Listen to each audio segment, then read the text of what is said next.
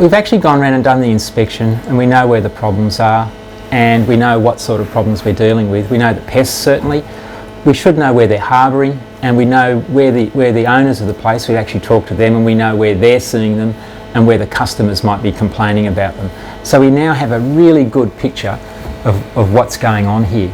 So it's now time to formulate a management plan. We can look at this one here. This one's representing a liquid application. And I'm not talking about which brand or which active we're looking at, but we're going to apply a liquid. And we can do that in a restaurant, we can do that in a kitchen.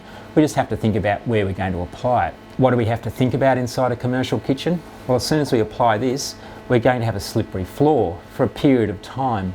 So we need to think about occupational health and safety. Let's start with the treatment itself. And we're going to look at the areas we're going to treat. And the first one we're going to actually use is the spray. So the first thing I'd do would be spray around the edges and underneath things. So I'm talking about here. I run it along here. And what I'm doing here is a couple of things.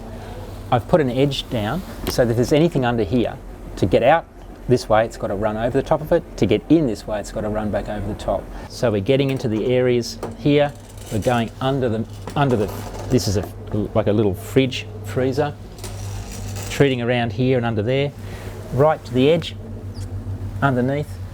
So this barrier around all the areas. The aim is that if they're moving around, they've got to cross this system that we've just put down. If we come to areas like this,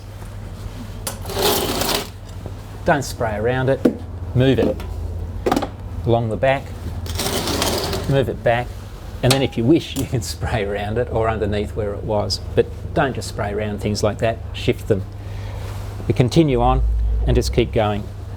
And when we get to areas here, we don't spray the doorways. The chemical's not going to stop pests walking under the doorway. We've got a lot of cooking surface which we cannot treat.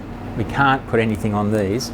And down below, we actually also have some other cooking utensils down here. Remember at the back, all the food source there, so that's the area we've got to get this material to. If we're treating behind here along those surfaces where there's grease, the chemical's not going to last very, very long. It'll be covered, so it's not going to do its job well. What we have to do there is bring back the integrated pest management process and try and get the proprietors to clean that off thoroughly.